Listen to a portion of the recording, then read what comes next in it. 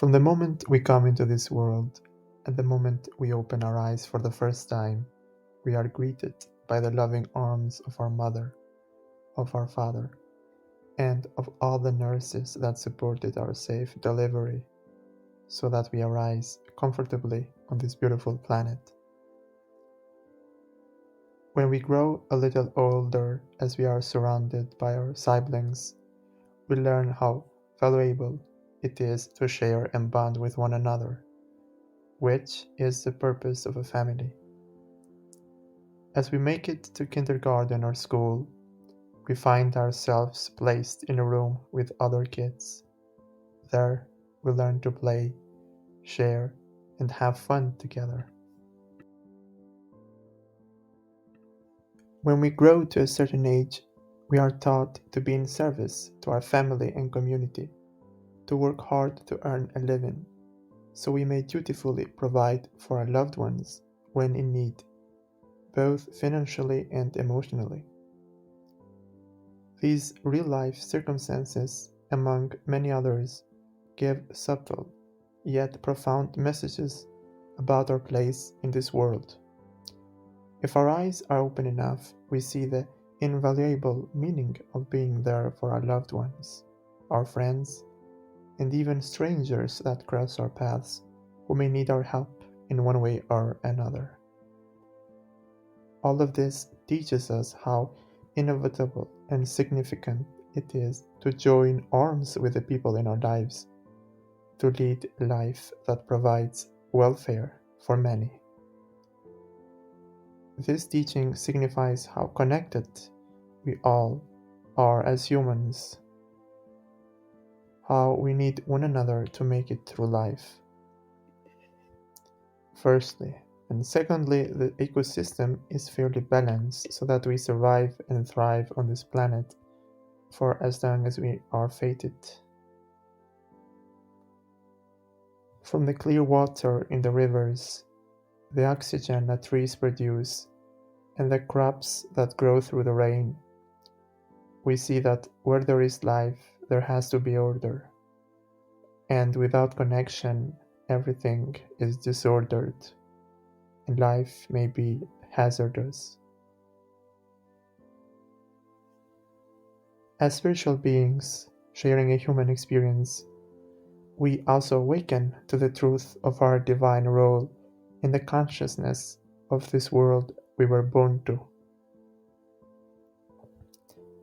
To awaken to our consciousness, many, if not all of us, had to endure something that traumatized our nervous system, which triggered a spiritual awakening or built the foundation to lead us into one.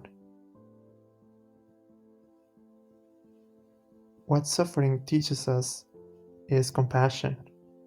Most of us uncover this deep empathy and care for ourselves and all the living beings that exist.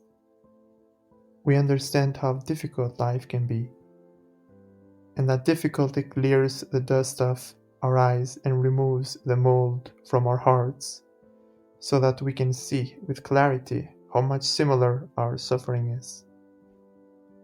After all, we all weep and bleed the same.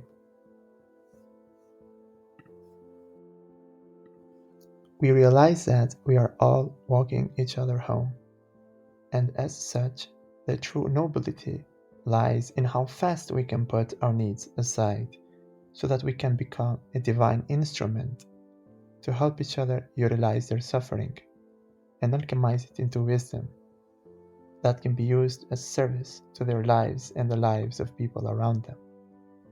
This is the main purpose of awakening to the spiritual realm of your being.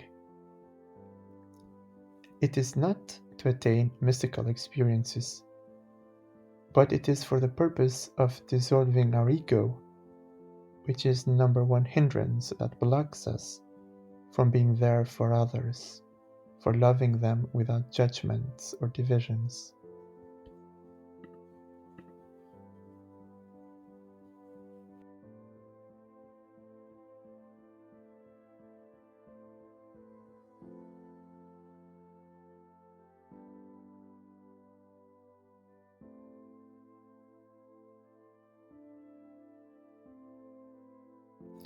We are all fractions of the divine, fractals of the same divine flower. We are all walking each other home to our true being.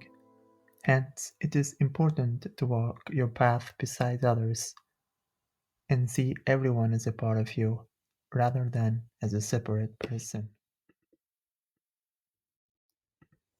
Often in our lives, we are so caught up in what people are doing to us, how our boss is treating us, if our loved ones are meeting our needs in time, or if our partner is emotionally available to us when we need them. All of this only arises, complains, and makes you bemoan your life. It provokes your ego to believe that we are not getting what we want. Let me emphasize it. We are not getting what we want from others.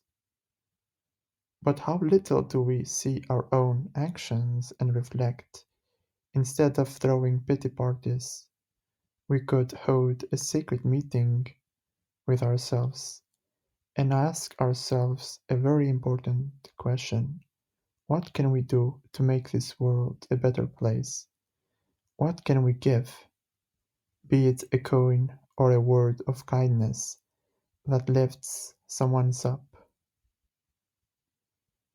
How little do we think of that, yet how quick we are to judge what others are not doing for us. When was the last time you fed a stray dog, or gave charity to your local community, or donated your personal belongings to people who may need them more than you? You see, it takes so little to make someone feel better, just by listening to them when they're telling you about their day. Just that can impact them positively so that they make wiser choices that improve and not impair their well being.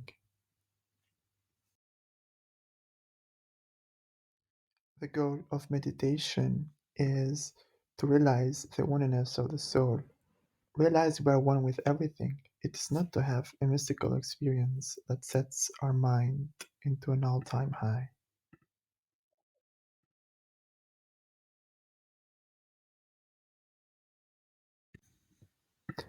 The purpose of achieving higher states of awareness is to bring them down to the level where we can channel them and integrate them to help others, sometimes on subtle levels, help them and uplift them to the divinity inside them. That is the true purpose of having a spiritual experience. That's what the spiritual journey is all about, to realize there is suffering, not to deplore and give up, saying that's how life it is, but rather to give our best toward serving others, to learn and grow so that we may inspire others to do the same. That's how we change the world. By changing the internal, we create a ripple effect and impact the external to change in the same wavelength simultaneously. Thank you for watching.